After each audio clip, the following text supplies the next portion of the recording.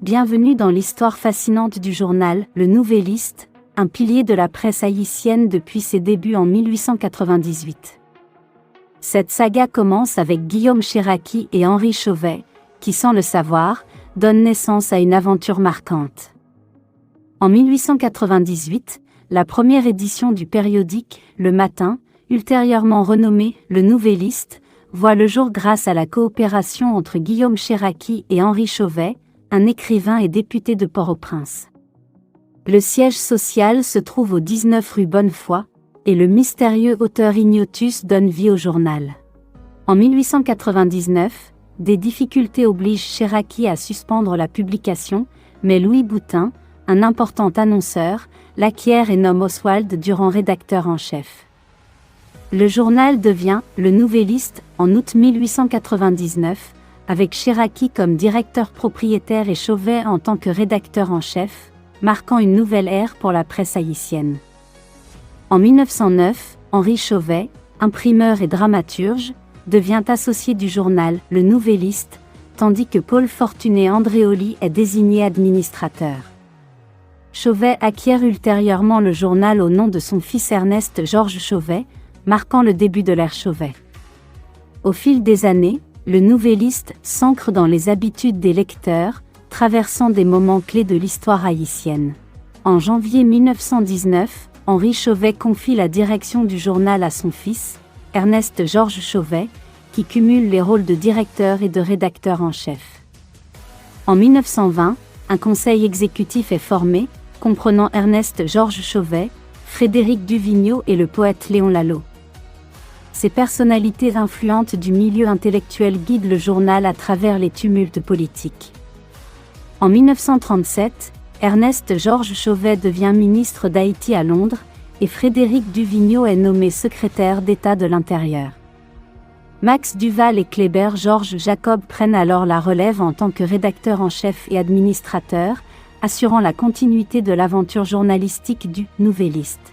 En 1942, Ernest Georges Chauvet redevient directeur propriétaire du Le Nouvelliste, avec Pierre Chauvet comme administrateur et Louis Garout en tant que rédacteur en chef, succédé par Michel Roumain. Le journal compte des professionnels talentueux tels que Pierre Chauvet, Étienne Charlier, Max D. Sam, Jacques Roumain, Louis Garout, Michel Roumain et Lucien Montat. En 1943, le tandem Chauvet-Désinor prend les rênes, fusionnant presse et politique. Marceau Désinor, futur sénateur, soutient le journal pendant la Révolution de 1946. L'équipe de collaborateurs, incluant H. Carré, Max Charlmer, Jules Blanchet, Gérard Philippot et Fernand Leroy, produit des textes profonds et minutieux. En 1952, Lucien Montat devient rédacteur en chef tout en occupant un poste au ministère des Affaires étrangères. En 1953, Léon Lalot revient en tant que directeur, accompagné de Max Chauvet. En 1958, Ernest Georges Chauvet décède à New York, laissant derrière lui un héritage de ténacité et d'ironie face à l'adversité. Jusqu'en 1969, Max Chauvet occupe le poste de directeur administrateur du Le Nouvelliste, avant son décès en août de cette année-là. Lucien Montat, rédacteur en chef depuis 2 décennies, assume ensuite le rôle de directeur-rédacteur en chef, préservant la vision du journal malgré les défis du règne du docteur François Duvalier, Papa Doc. Janine Théard Chauvet, veuve de Max Chauvet, devient administratrice, et malgré les pressions politiques, le journal persiste avec des figures telles que Aublin Jolicoeur et l'Aurore Saint-Just. Avec l'arrivée de Lucien Montat en tant que rédacteur en chef, le climat évolue, mais la liberté de la presse diminue.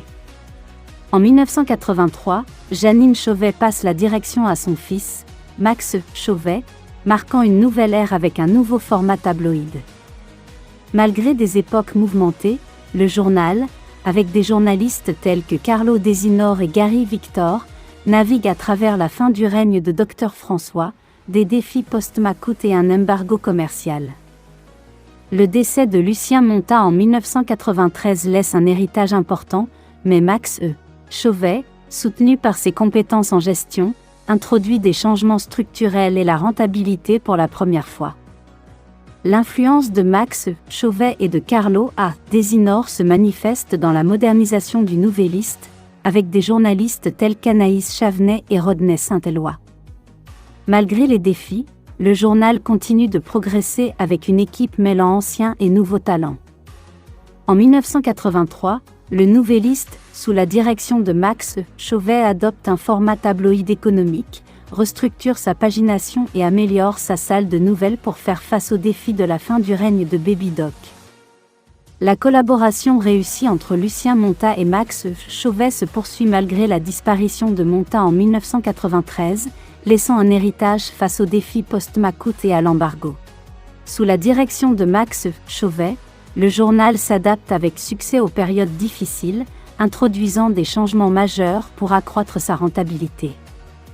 L'ère moderne voit émerger le Nouvelliste de Max Chauvet Carlo A. Desinor, avec des journalistes tels qu'Anaïs Chavenet et Rodney Saint-Éloi.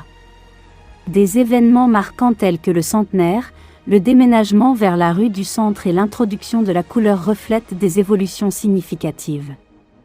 Après le décès de Carlo Desinor en 2000, le Nouvelliste de Max Chauvet Pierre Manigat Jr. continue son parcours avec de nouveaux rédacteurs, notamment Serge-Philippe Pierre et Guy Lessé d'Elva. Des initiatives novatrices telles que Ticket et Musique en folie élargissent le lectorat. En 2002, Franz Duval prend la direction de la création et interactivité, et Jean-Max Chauvet du marketing. L'aventure Internet commence en 2006 avec le site web, ouvrant de nouveaux horizons pour le plus ancien quotidien d'Haïti.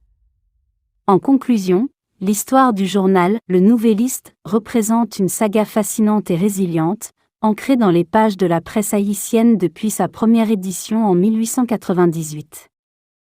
Des pionniers tels que Guillaume Cheraki et Henri Chauvet ont jeté les bases de cette aventure journalistique, marquée par des moments clés de l'histoire haïtienne.